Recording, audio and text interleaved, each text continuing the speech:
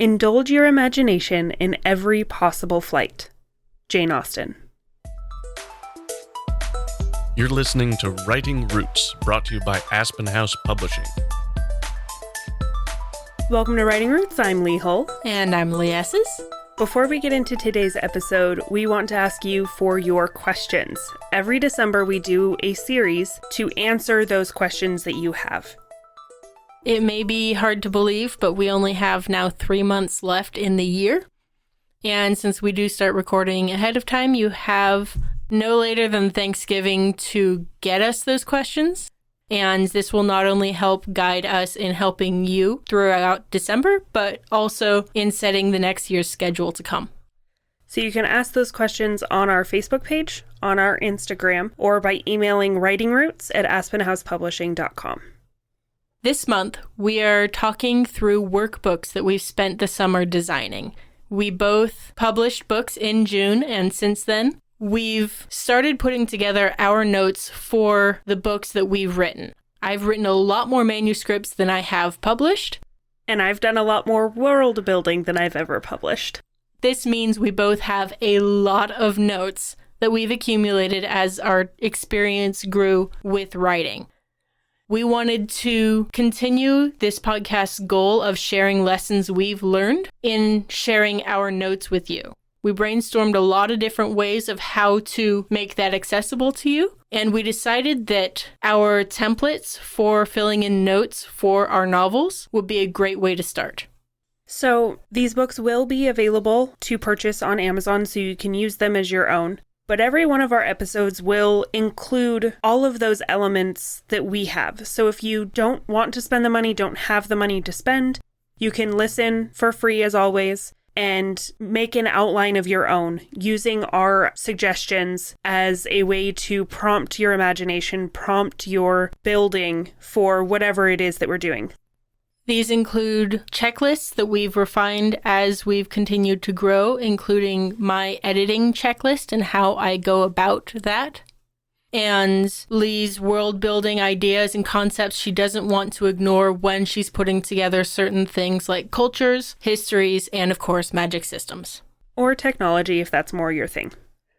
You're not going to use everything in these books, because not everything will apply to your particular story. But it is a launching point, a starting point, somewhere where you can log and keep track of all of those things that you're creating in your mind as you go. All of this starts with an idea, with something in your imagination that sparks and says, I must write this down. So our very first book that we're going to introduce is designed to do that. It's designed to spark your imagination and get you writing. We have talked about writing prompts in the past. We have several episodes in which we've covered that, including Verses episode, which was season 21, episode 1. Are writing prompts helpful or not? It's still good to write, even if you don't know where to proceed in your story. Writing on a habit, on a schedule, writing other stuff entirely can be incredibly helpful. Another resource that we suggest looking into with our episodes is the entirety of Series 19. That was when we covered Act 2 writing prompts, those stories, those little pieces of a story that can get you writing in the middle of the book where it's most difficult to fill the gaps. And of course, as the plotter structure fan in this podcast, I do also want to mention Series 11, Episode 8, which was our 4-letter words. And the 4-letter word was plan.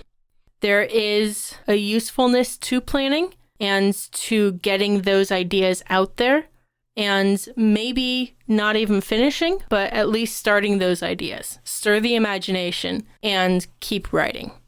All of the prompts that we include in the book are intended to be yours.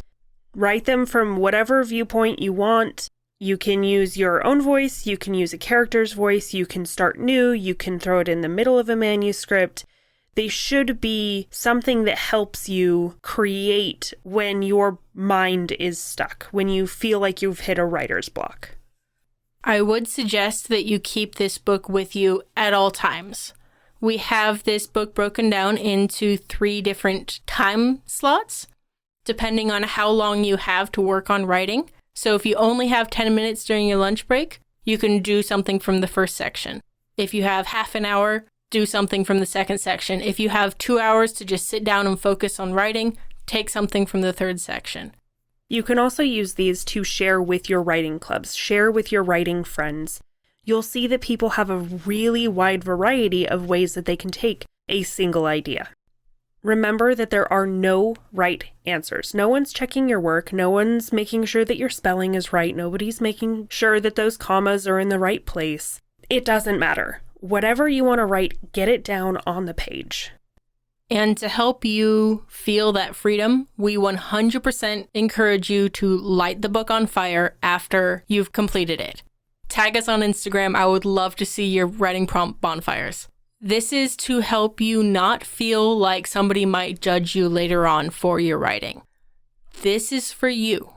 And sure, you can take these prompts and expound on them and maybe create a book with them. But this is for you. This book should be destroyed. This book is to stir your imagination, get the water flowing. So let's get into some of the prompts that are actually included in our 10-minute prompts. The first one is to find synonyms for a word. In the book, we have the word beauty. Each synonym starting with a letter from your name. You can do this from your character's point of view. You can do it from your own.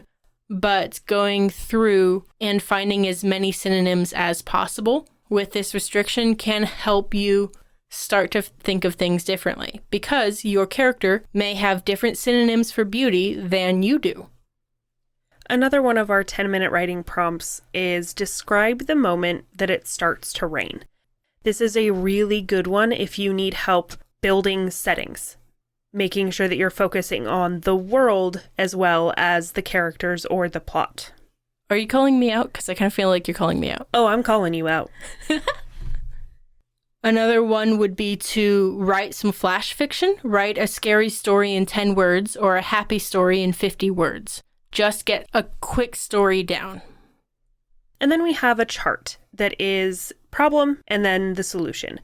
Problem and solution is the most basic way of looking at any story structure, so this is a good exercise for you to figure out how to tell your story. Not only do we give problems, but we also offer solutions. What kind of problem would lead to being solved with a new puppy? On to our 30-minute writing prompts. These are ones you're going to spend a little bit more time on. They're going to be a little bit longer, so you have the chance to delve into structure. Our first one is very apt for our October series, exploring a haunted castle from two very different points of view. You don't necessarily have to write word. You can also plot. So one of our 30-minute prompts is to replot your favorite book or movie as a different genre. So you really like The Fault in Our Stars. It's now a horror movie. I think one of my favorite ones that we have in there is a heist with a barely functioning team. I love a good heist story, and a barely functioning team sounds hilarious. For our 2-hour writing prompts, these are ones that you're going to use regarding your manuscript, maybe a possible alternate reality or something else to help you explore the world. This is not necessarily something that will go into your story, but this will help connect you to your story and help make sure that faucet is on. So we have a chart. The goal of this chart is to roll a 10-sided dice. I'm going to call it a D10 because that's what I call it in Dungeons & Dragons.